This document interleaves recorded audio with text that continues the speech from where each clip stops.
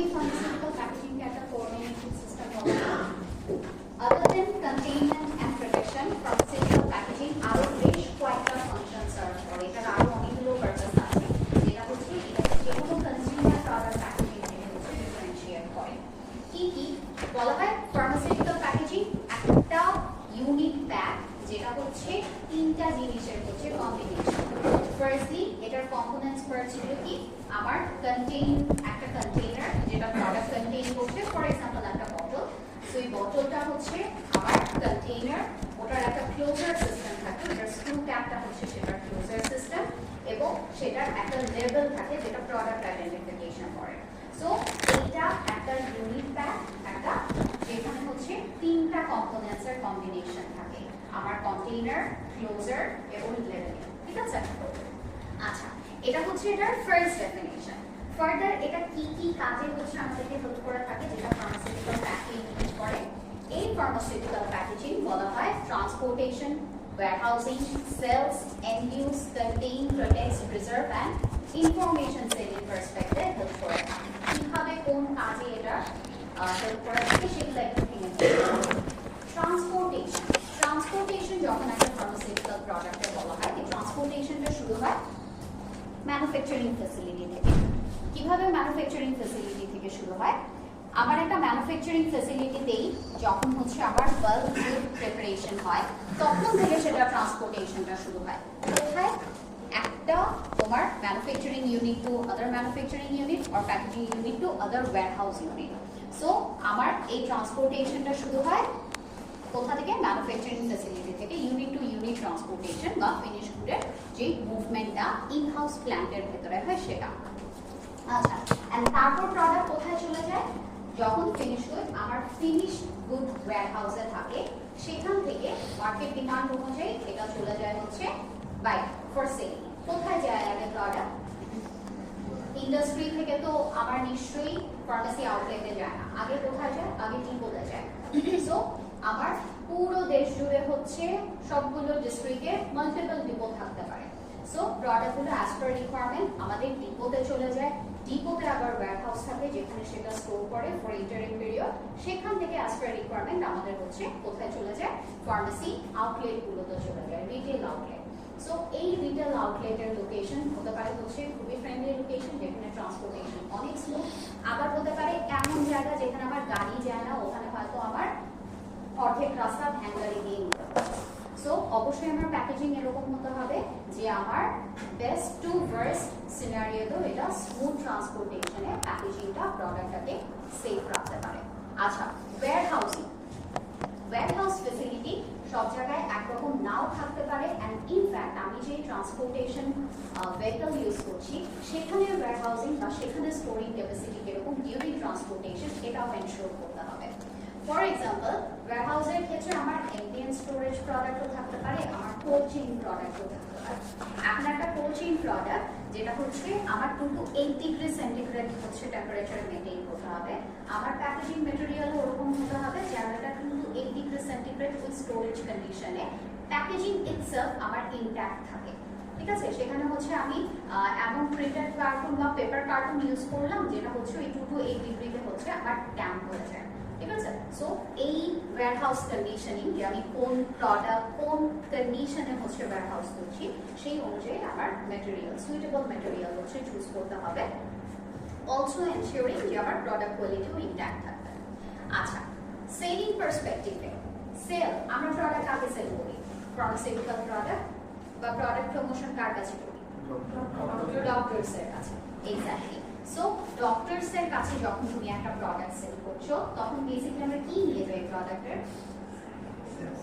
Product sample আর catalogue. হ্যাঁ, paper কি বলো এটাকে? লিটারেচার। ঠিক আছে? প্রোডাক্ট লিটারেচার নিয়ে যাই। Product literature and product lab ডক্টররা কত সময় দেয় একজন এমপিওকে?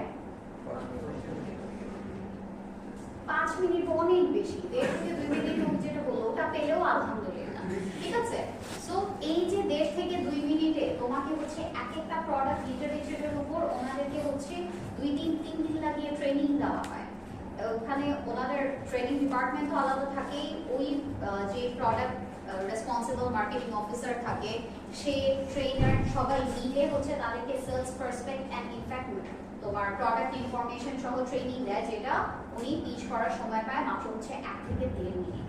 সো এই প্যাকেজিংটা অবশ্যই তোমার হাইলাইট করতে হবে ওই সেলিং পয়েন্টগুলো এবং ইনফরমেশনগুলো যেগুলো হচ্ছে একদম তোমার ক্রুশিয়াল ইনফরমেশন এবং হচ্ছে সেটা তোমার সেলফ পয়েন্ট ইনক্রিজ করতে হচ্ছে হেল্প করবে।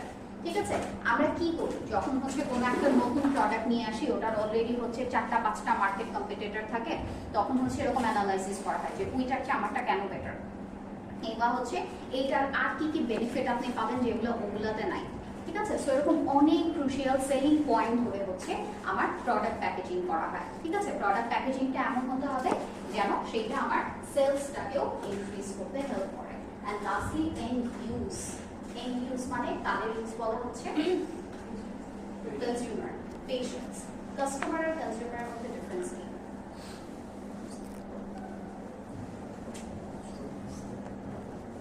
কাস্টমার একটা প্রোডাক্ট কিনে পরবর্তীতে সেল করতে পারে, সেই প্রোডাক্ট কিনে সেটা কনজিউমার ইউজ করতে পারে।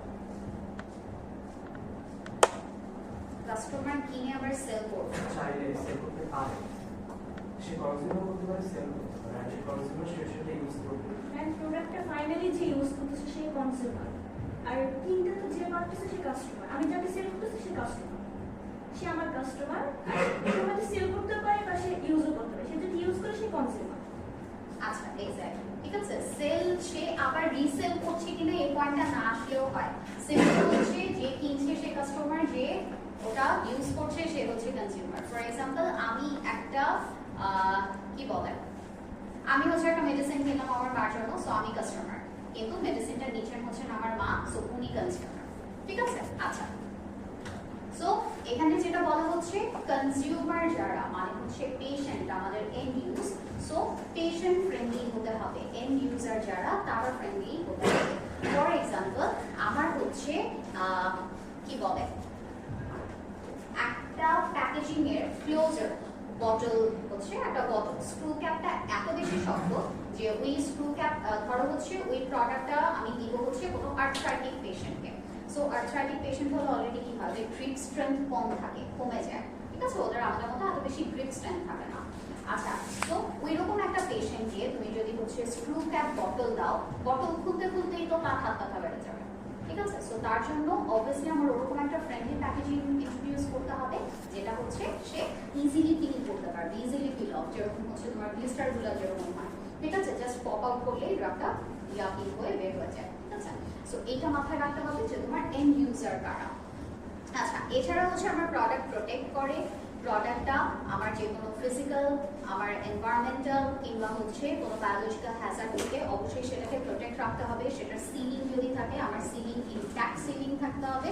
এবং এই যে স্ক্রু ক্যাপের কথা বললাম, থ্রু আউট শেলফ লাইফ আমার এটা ক্লোজ সিল থাকে, যে হচ্ছে ক্যাপ এবং নেকে একটা নচ থাকে যেটা লক করা থাকে। কিন্তু যদি তুমি ক্যাপ খুলে ফেলো, আমার যখন কনজিউমার ইউজেসের ক্ষেত্রে চলে যায়, তখনও সেটা রিক্লোজ করলে আবার একটা টাইট এনভায়রনমেন্ট দিতে হবে যেন প্রোডাক্টে কোনো মশার ইন্টারাপ্ট না করে। বা আবার যদি দেখো আচ্ছা প্রোডাক্টে মশার যাচ্ছে, তখন কি থাকে, ওখানে আরেকটা অ্যান্সিলারি জিনিস থাকে যেন মশার প্রোডাক্টকে ডিগ্রেড না করতে পারে। ভিটামিন ফর্মুলেশনগুলোতে ভেতরে হচ্ছে ইয়া থাকে না, ডেসিকেন্ট থাকে না, সিলিকা থাকে না, যেন হচ্ছে আমার ভেতরে যদি মশার ইয়েও থাকে সেটা প্রোডাক্টে যেন ডিগ্রেড না করতে পারে। আচ্ছা, প্রিজার্ভ আমার প্রোডাক্ট নিচে যেটা বললাম যে প্রোডাক্ট কনজিউমার এন্ডে যাওয়ার ফলেও যেন প্রিজার্ভ করতে পারি। ইনফরমেশন, আমার কোন কোন ইনফরমেশন কোন টাইপ অফ প্যাকেজিং এ যাবে এইটাও তোমার হচ্ছে ডিফাইন করা থাকতে হবে।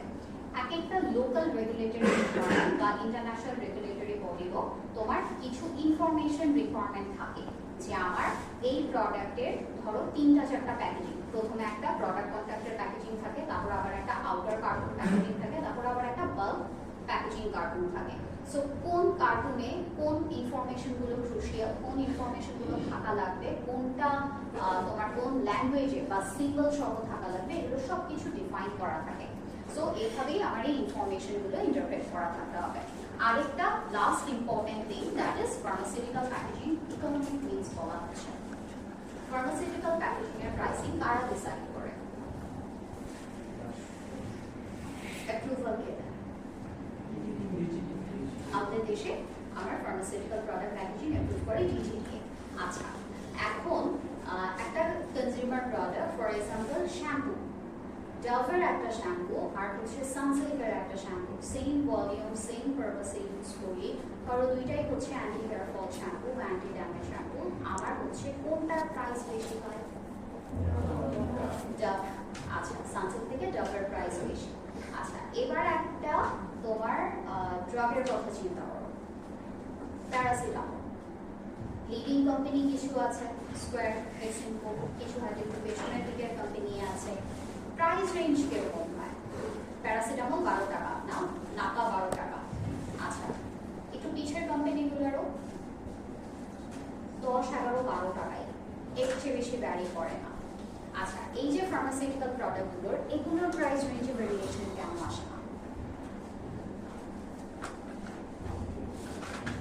কনজিউমার প্রোডাক্টের ক্ষেত্রে ব্র্যান্ড ভ্যালু বলে একটা জিনিস থাকে, তারা সেটার উপরে আমার একটা প্রাইসিং রাখতে পারে।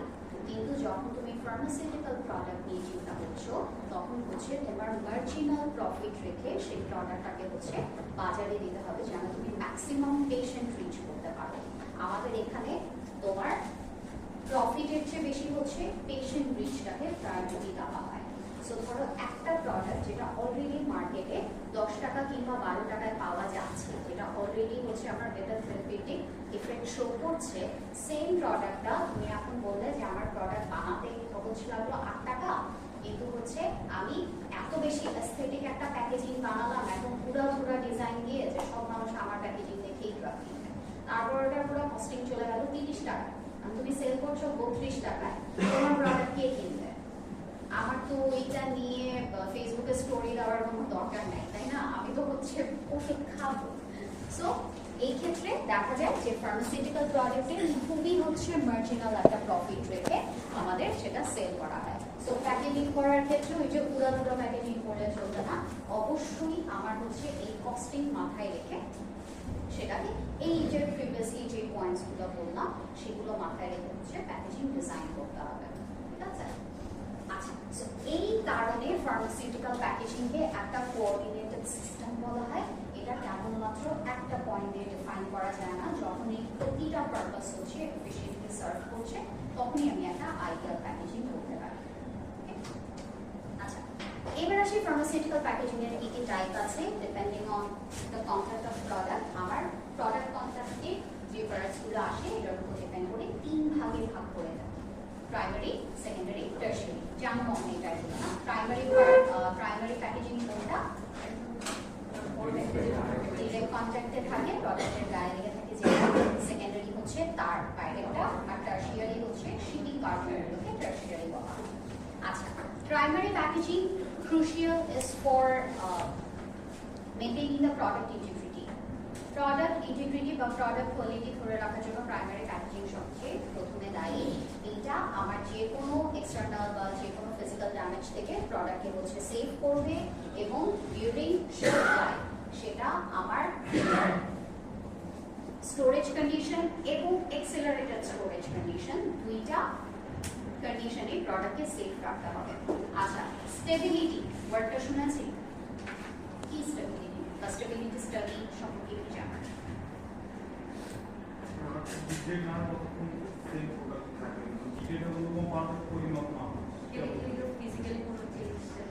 কেমিক্যাল ফিজিক্যাল চেঞ্জ হবে না। আর কি করা হয়, কিভাবে স্টেবিলিটি স্টাডি করা হয়?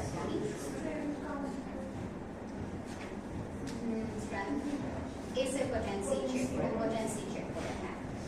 আর আচ্ছা, স্টেবিলিটি স্টাডিটা করার জন্য আমাদের হচ্ছে কিছু স্টেবিলিটি চেম্বার থাকে। আমরা যেই কমার্শিয়াল প্রোডাক্টটা মার্কেটে ছাড়ি, ঠিক সেই প্রোডাক্টের কিছু রিপ্রেজেন্টেটিভ স্যাম্পল রাখা হয়, ওগুলোকে বলা হয় স্টেবিলিটি স্যাম্পল। প্রত্যেকটা ব্যাচ থেকে কিছু স্টেবিলিটি স্যাম্পল রাখা হয়, যেগুলো এই স্টেবিলিটি চেম্বারে প্লেস করা হয়। ওই স্টেবিলিটি চেম্বারে দুইটা কন্ডিশন থাকে প্রত্যেক প্রোডাক্টের জন্য, একটা হচ্ছে সেটার স্টোরেজ কন্ডিশন, আরেকটা হচ্ছে ওটা থেকে accelerated condition. Storage condition for example যদি 25 degree centigrade at 60% relative humidity হয়, এক্সেলারেটেড কন্ডিশনে ওই মার্জিনটা থাকে হচ্ছে higher, for example 30 degree centigrade at 75% relative humidity. কেন আমার এই এক্সেলারেটেড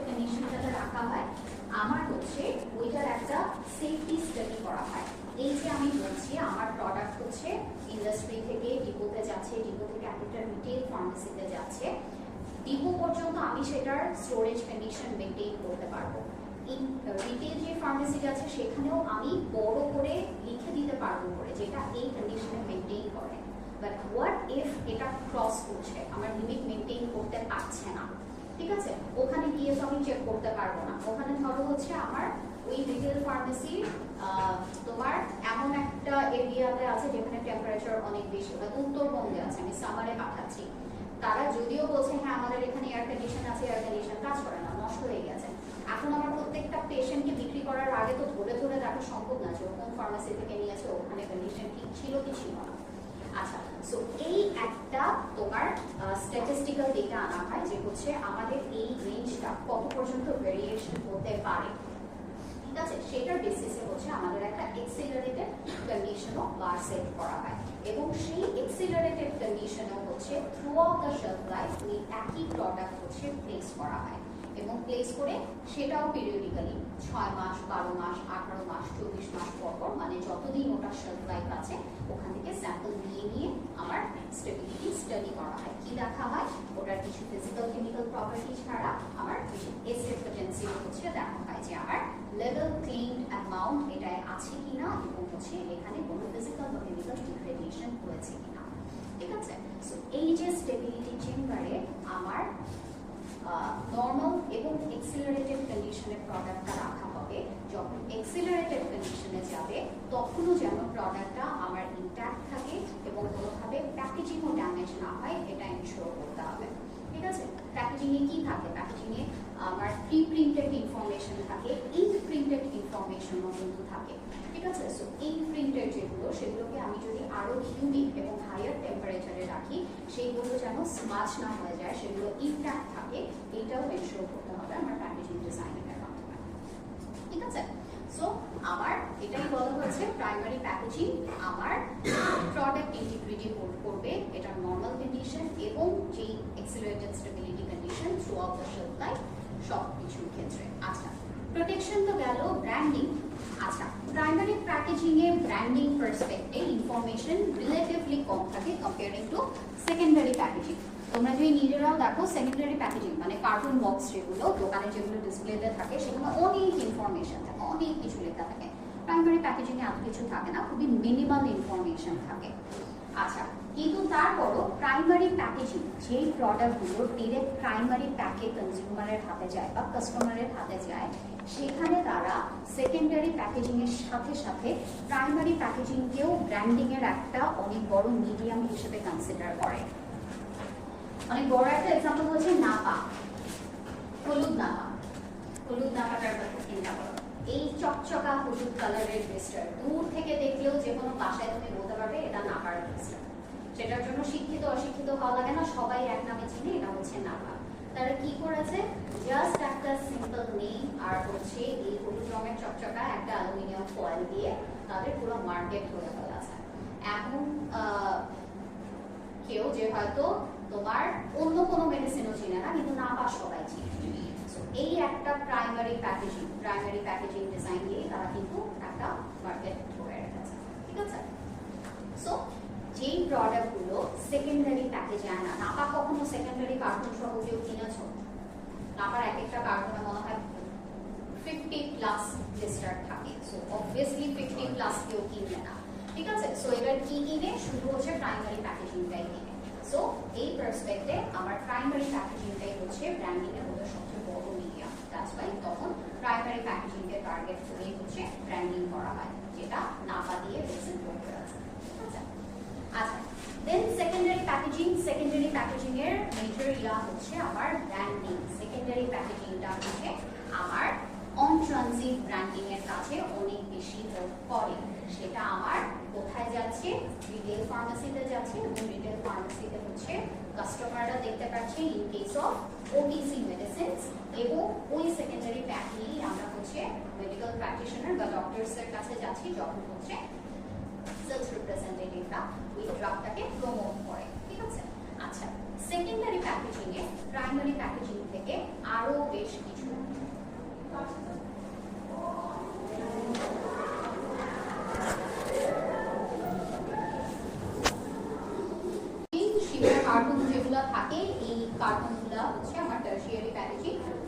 প্যাকেজিংও হচ্ছে আমার ইউনিটাইজেশন বা হচ্ছে ইজিয়ার হ্যান্ডলিং এর জন্য ইউজ করা হয়। এই টারশিয়ারি প্যাকটা ইউজুয়ালি আমরা কাস্টমাররা হচ্ছে দেখি না টারশিয়ারি প্যাকে ডিপো টু ডিপো বা হচ্ছে তোমার ডিপো টু রিটেইল যে ফার্মেসি আউটলেট গুলো সেখানে চলে যায়। এটাতেও আমার কিছু লেভেলিং রিকোয়ারমেন্টস থাকে যেটা ডিটিটিএ কর্তৃক দেওয়া। এখানে কি কি লেভেলিং রিকোয়ারমেন্ট আছে ওটা আমরা পরে দেখব। আচ্ছা, কিছু ক্রিটিক্যালিটি অ্যাসপেক্ট থেকে হচ্ছে প্রাইমারি, সেকেন্ডারি এবং টারশিয়ারি কে হচ্ছে এখানে এক্সপ্লেইন করা হয়েছে। অলরেডি মোস্টলি সব পয়েন্টস গুলো আমি কভার করে দিয়েছি। এইবার ইম্পর্টেন্ট একটা টপিকে আসি, সেটা হচ্ছে এই প্রাইমারি, সেকেন্ডারি, টারশিয়ারি প্যাকে আমার কি কি ইনফরমেশন থাকে। আচ্ছা, আমি প্রোডাক্ট কোন মার্কেটের জন্য প্রিপেয়ার করছি বা কোন মার্কেটে সেল করছি সেটার উপর ডিপেন্ড করে আমার এক একটা প্রোডাক্টের হচ্ছে কি করা হয়, সেটার ইনফরমেশন ডিজাইনিং করা হয়। ফর এক্সাম্পল, সেম একটা প্রোডাক্ট একই ম্যানুফ্যাকচারার হয়তো লোকালি মার্কেট করছে, আবার হচ্ছে ওই প্রোডাক্টটাই হচ্ছে আমার বাইরের কোনো দেশে হচ্ছে আমার কি করছে, মার্কেটিং করছে। সো ধরো বাংলাদেশে যেরকম যে কোনো প্রোডাক্ট মার্কেটিং এর ক্ষেত্রে আমাদের একটা লোকাল রিকোয়ারমেন্ট থাকে, রেগুলেটরি রিকোয়ারমেন্ট, যে হচ্ছে আমাদের ইনফরমেশনগুলো বাংলা এবং ইংলিশে হচ্ছে প্রিন্টেড থাকবে। যেহেতু আমাদের native language Bangla, English speaking country আমরা না, সো প্রত্যেকটা ইনফরমেশন যেন হচ্ছে আমাদের বাংলা থাকে। প্রত্যেকটা বলতে কোন ক্রুশিয়াল ইনফরমেশন গুলো আমাদের হচ্ছে প্রোডাক্ট নেম এবং রোজ যেন বাংলায় প্রিন্টেড থাকে। কিছু কিছু জিনিস থাকে যেগুলোর বাংলা ইন্টারপ্রিটেশন হয় না, যেরকম ওটার কিছু ব্যাচ নাম্বার থাকে, কিছু কোড নাম্বার থাকে, এক্সপায়ারি ডেট থাকে, যেগুলো বাংলায় আমার ইয়া করা হয় না। ঠিক আছে? আচ্ছা, এইবার আসি কি কি ইনফরমেশন এখানে আছে। আচ্ছা, এই প্রোডাক্টটার হচ্ছে যে কোনো প্রোডাক্টের কতগুলো হচ্ছে প্যাকেজিং কম্পোনেন্ট থাকে। যেরকম এখানে দুইটা প্যাকেজিং কম্পোনেন্ট আছে, একটা হচ্ছে আমার এই পকেট ফর্মিং ফয়েল, আর একটা হচ্ছে এই উপরে প্রিন্টেড ফয়েল। ঠিক আছে? সো এই প্রিন্টেড ফয়েল এবং পকেট ফর্মিং ফয়েল দুই পাশে কোন পাশে কি কি ইনফরমেশন কিভাবে হচ্ছে ইন্টারপ্রেটেড থাকে, কি কি থাকে ওটা একটু দেখি। আচ্ছা, ফার্স্টলি আমার প্রোডাক্ট নেম থাকবে, আবার এখানে কোন এপিআই আছে সেটা মেনশন থাকবে, স্ট্রেংথ থাকবে, কোম্পানি নেম ওখানে প্রেজেন্ট, কোম্পানি লোগো আছে, অবশ্যই কোম্পানি নেম লোগো থাকে, ম্যানুফ্যাকচারিং লাইসেন্স নাম্বার। প্রত্যেকটা কোম্পানির একটা ডিজিটিএ কর্তৃক নির্ধারিত ম্যানুফ্যাকচারিং লাইসেন্স নাম্বার থাকে। আচ্ছা, প্রোডাক্ট কোড, এখানে প্রোডাক্ট কোড কোনটা, এই পাশে হচ্ছে ছোট করে একটা প্রোডাক্ট কোড আছে, কি 301071 B01। প্রোডাক্ট কোডটা হচ্ছে এটা 301071 B01 হচ্ছে ভার্সন 1। এই প্রোডাক্ট কোডটা কার, এই যে প্রিন্টেড ফয়েলটা আছে, এই প্রিন্টেড ফয়েলটার কোডটা হচ্ছে এই প্রোডাক্ট। ফার্মাসিউটিক্যালে আমরা যত ম্যাটেরিয়ালস ইউজ করি, র ম্যাটেরিয়ালস হোক কিংবা প্যাকেজিং ম্যাটেরিয়াল হোক, সেই প্রত্যেকটা ম্যাটেরিয়াল একটা আইডেন্টিফিকেশন নাম্বার থাকে, এবং ইন সাম কেসেস এগুলো মেশিন রিডেবল নাম্বার থাকে, যেন হচ্ছে মিক্স আপ প্রিভেনশন করা যায়। একটা প্রোডাক্টের প্যাকেজিং ম্যাটেরিয়াল যেন আরেকটা প্রোডাক্টে না চলে যায়, এর জন্য মেশিন রিডেবল এরকম আইডেন্টিফিকেশন নাম্বার দেওয়া থাকে। ঠিক আছে? সো এখানে হচ্ছে এই প্রোডাক্টের কোড হচ্ছে এটা। ঠিক আছে? এখানে প্রোডাক্ট কোড বলতে এই ম্যাটেরিয়াল, প্রিন্টেড ফয়েল ম্যাটেরিয়ালের কোড বলা হচ্ছে ভার্সন 1। আচ্ছা, তারপর কি আছে, গিজিবিজি কিছু ডিজিট লেখা আছে, যেটা হচ্ছে batch number and expiry date. This is important. আগে আসি ব্যাচ কি, এফপিপি বা ফিনিশ ফার্মাসিউটিক্যাল প্রোডাক্ট। ঠিক আছে? ফিনিশ ফার্মাসিউটিক্যাল প্রোডাক্টের একটা ব্যাচ নাম্বার থাকে। ব্যাচ জিনিসটা একদম প্রোডাক্ট ডেভেলপমেন্টের শুরুতে চলে, কমার্শিয়ালাইজেশনের আগে আমরা কি করি, আর&ডি একটা পাইলট ব্যাচ প্রিপেয়ার করে। পাইলট ব্যাচটা কি, ট্রায়াল ব্যাচ যেগুলো, যে হচ্ছে আমি কমার্শিয়ালি যদি 50 কিংবা 100 কেজির ব্যাচ বানাই, আমি যখন হচ্ছে পাইলট ব্যাচ প্রিপেয়ার করা হয় তখন হচ্ছে স্মল স্কেল 5 কেজি বা 10 কেজির একটা ফর্মুলেশন আগে ডেভেলপ করা হয়। সো এই যে ইনিশিয়ালি আমি একটা ফর্মুলেশন ডেভেলপ করাই, সেইটার একটা সুইটেবল কমার্শিয়াল ব্যাচ ডিজাইন করা হয়। যে আমি যদি একটা ট্যাবলেটের জন্য কোয়ান্টিটি মেজার করি, আমি হচ্ছে 50 কেজির জন্য কতটুকু quantity of each raw materials নিব, কোন মেশিনটা ইউজ করতে পারবো, সেখানে হচ্ছে আমার রুম কন্ডিশন কত রাখতে হবে, আমি কোন মেশিনে কত টেম্পারেচারে ওটাকে ফর এক্সাম্পল ড্রাই করব, ড্রাইং এর পর আমার ময়শ্চার কন্টেন্ট কত থাকতে হবে, এই প্রত্যেকটা ক্রিটিক্যাল প্যারামিটার ধরে আমার একটা ব্যাচ ডিজাইন করা হয়।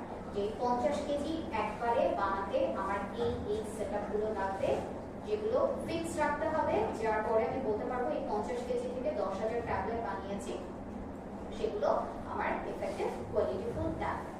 এইখানে যদি 50 থেকে ভ্যারি করে 40 হয় 60 হয়, তাহলে যেই সেট প্যারামিটারগুলো আমি শুরুতে দিয়েছিলাম সেগুলো রেখে আমি যে প্রোডাক্ট বানাবো সেটার কোয়ালিটি আমি এনশিওর করতে পারবো না।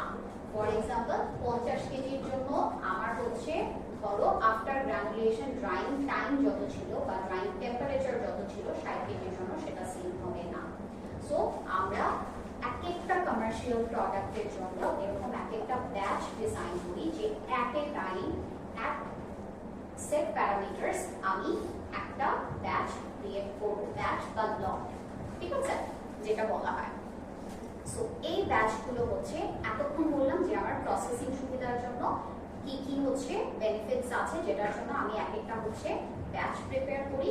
এবার আসি হচ্ছে আমার তোমার কি বলে ফার্মাসিউটিক্যাল প্ল্যান্টের বাইরে যখন প্রোডাক্ট যাবে তখন এই ব্যাচ নাম্বারের কি কি সিগনিফিকেন্স থাকে।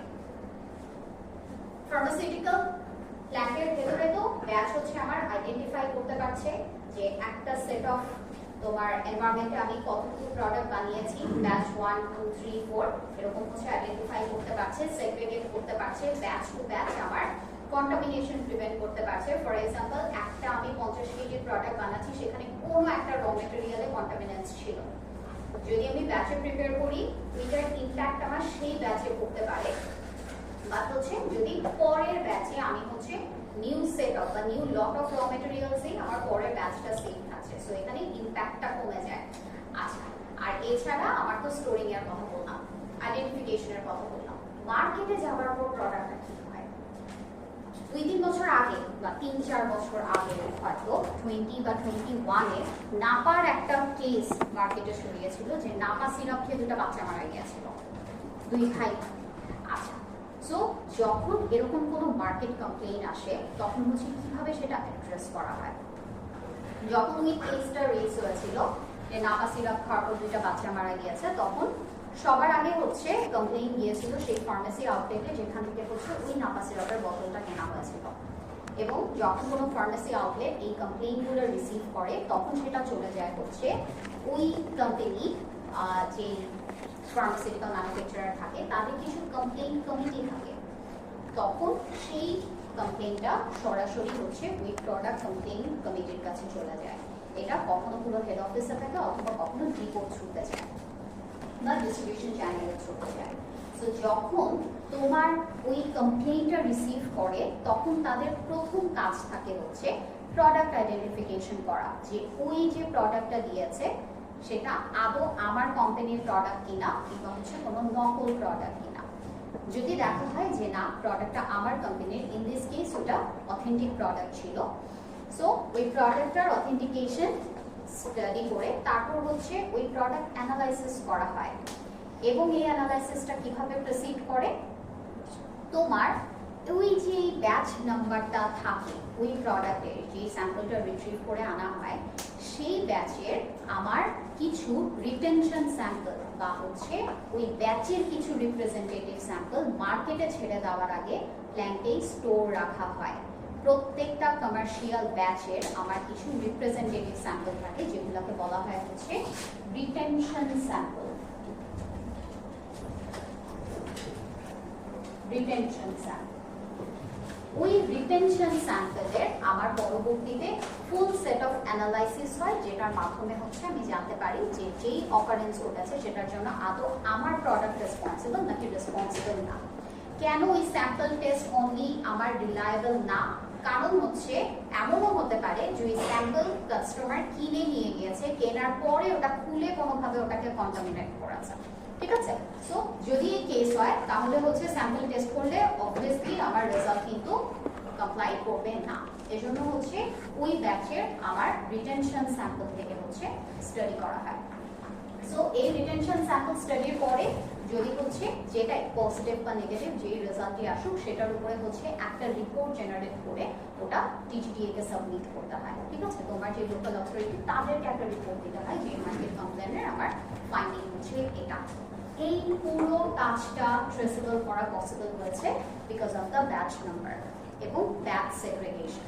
আমি এক একটা ব্যাচকে আলাদা ম্যানুফ্যাকচার করেছি, প্যাকেজিং করেছি, সেটার ওয়্যারহাউজিং করেছি, স্টোরিং, এবং ওই ব্যাচ নাম্বার ধরেই আমার প্রোডাক্টটা মার্কেটে গিয়েছে।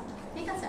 অ্যান্ড ইনফ্যাক্ট আমার এই নকল প্রোডাক্ট বা কাউন্টারফিটেড প্রোডাক্ট হচ্ছে প্রিভেন্ট করার জন্য আমাদের বাংলাদেশে কিন্তু এখন অনেক প্যাকেজিং আছে যেখানে হচ্ছে একটা কোড নাম্বার থাকে, লেখা থাকে যে এই নাম্বারটা হচ্ছে আপনি এই নাম্বারে SMS করলে হচ্ছে একটা ভেরিফিকেশন পাবেন যে প্রোডাক্টটা আদৌ আমাদের কোম্পানির প্রোডাক্ট কিনা, এবং এটা অটো জেনারেটেড মেসেজ থাকে যেটা হচ্ছে ওই কোম্পানির রেজিস্টার্ড নাম্বার থেকেই হচ্ছে আসে। ঠিক আছে? আচ্ছা, সো এই গেল হচ্ছে আমাদের ব্যাচ নাম্বার এবং ব্যাচ নাম্বারের ইম্পর্টেন্স, কেন হচ্ছে এই প্রোডাক্টের ব্যাচ নাম্বারটা দেওয়া হয়। এবার আসি ব্যাচ নাম্বারটা কি এখানে। আচ্ছা, এখানে একটা ব্যাচ নাম্বার দেওয়া, এখানে যেটা কি বলেছে A2403051, কি হতে পারে নাম্বারটা একটু খানি। A কত? 2403051। এক একটা কোম্পানির ব্যাচ নাম্বার এক এক রকম হতে পারে, এটা কোম্পানির ইন হাউস একটা প্র্যাকটিস। এই কোম্পানির ব্যাচ নাম্বারটা কি হতে পারে? হয়তো তারা এই প্রোডাক্টটাকে হচ্ছে একটা লেটার কোড দিয়ে হচ্ছে ডিনোট করে, which can be A 2403, 2024 সালের মার্চ মাসে এটা ম্যানুফ্যাকচার করা হয়েছে। আচ্ছা, আর 051টা কি? 2024 সালের সিরিয়ালি এটা হচ্ছে 51তম batch, 51st batch of this product. So এইটা হচ্ছে এই কোম্পানির ব্যাচ নাম্বার ডিজাইনিং স্টাইল। কোনো কোনো কোম্পানি হয়তো সিম্পলি একটা লেটারের পর বছরের শুরু থেকে যতগুলো ব্যাচ হয় সেগুলোকে 1 2 3 4 দিয়ে হচ্ছে নাম্বারিং করে। কোনো কোম্পানি হয়তো আছে যারা হচ্ছে যে বছরের শুরু হচ্ছে সেটার পর একটা কোড নাম্বার দেয়, এটা হতে পারে ধরো বিভিন্ন প্রোডাক্টের জন্য ডিফারেন্ট লেটার, তারপর 001 002 দিয়ে শুরু করে। ঠিক আছে? এটা পুরোটাই ওই কোম্পানির ইন হাউস প্র্যাকটিস হিসেবে তোমার ডিজাইন করা হয়। আচ্ছা, এবার আসে আরেকটা জিনিস, কি নিচে আছে হচ্ছে এটার এক্সপায়ারি ডেট। এক্সপায়ারি ডেট কত?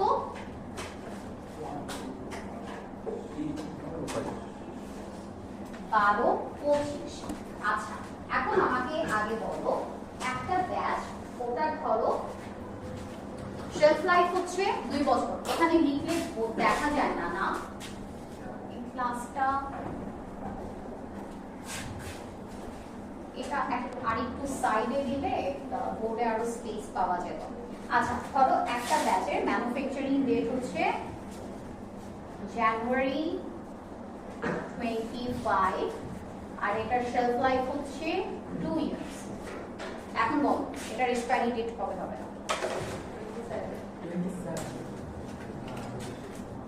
কি 27 মান্থ বলো?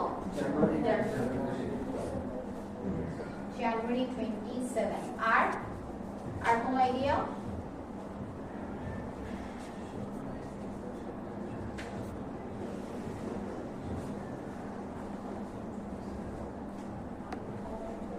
Anything else?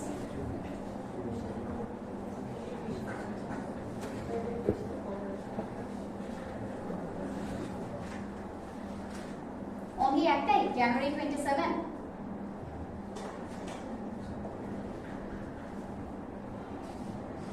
January 28.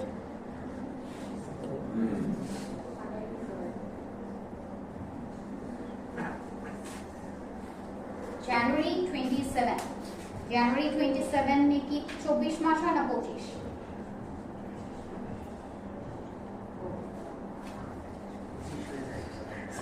পঁচিশ না, পুরো ক্লাসে একজনের মাথায় এটা আসলো না 24 হলে ডিসেম্বর 26 হয়।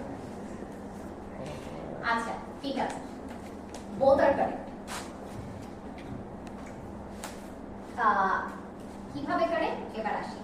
মোস্টলি এটা ইউজ করা হয় 24 মাস। ঠিক আছে?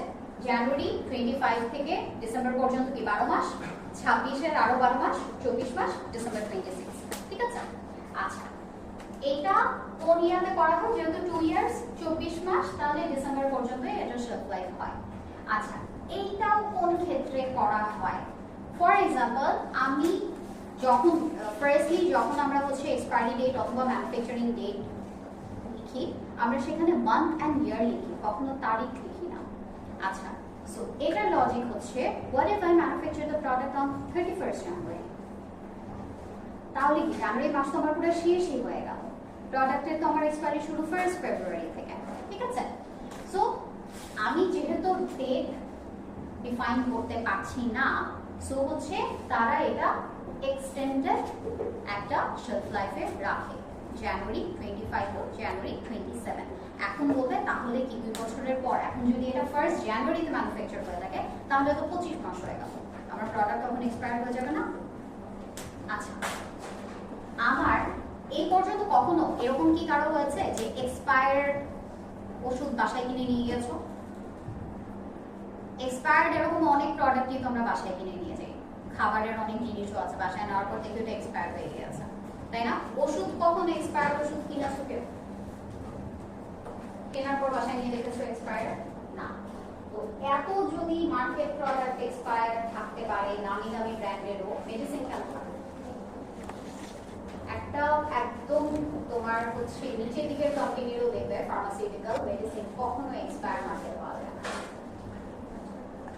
আচ্ছা, মেডিসিনের এক্সপায়ারি ডেট যেটা থাকে সেটা থেকে 2 কিংবা 3 মাস আগে, এটা একটা কোম্পানির জন্য ডিফাইন করা থাকে, 2 কিংবা 3 মাস থাকতে তাদের পুরো মার্কেটে যতগুলো মেডিসিন অ্যাভেলেবল থাকে সেল হয় নাই সেই সব ইউনিটগুলো আবার রিট্রিভ করে আবার প্ল্যান্টে নিয়ে আসা হয় এবং ডিস্ট্রয় করে দেওয়া হয়।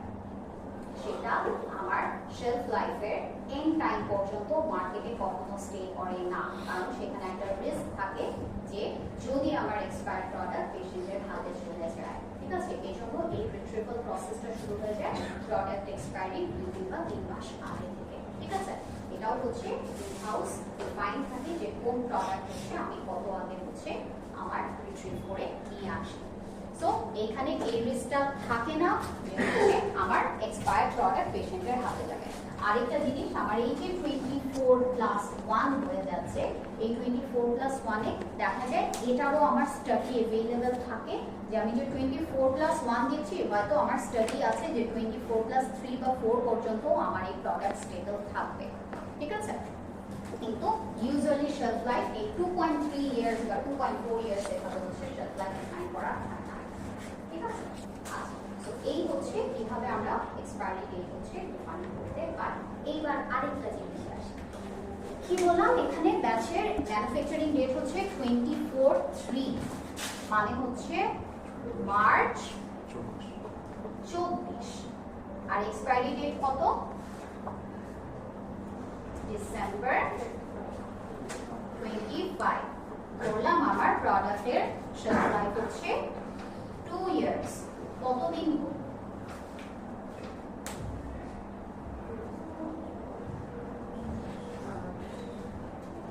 1 বছর 8 মাস। এটা কোন ধরনের এক্সপায়ারি?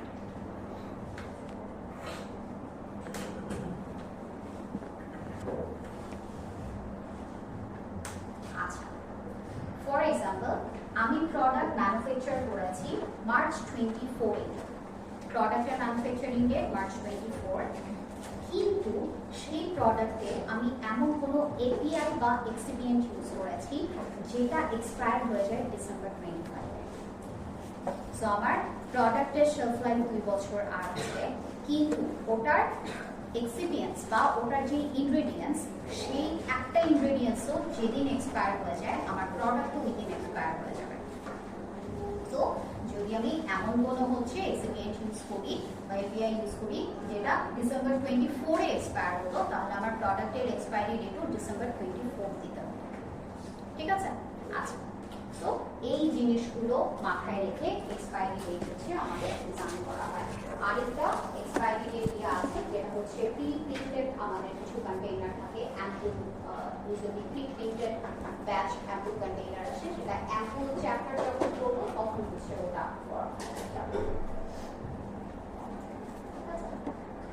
এইটা হচ্ছে আমাদের সেকেন্ডারি প্যাকেজিং। সেকেন্ডারি প্যাকেজিংটা আর আজকে করবো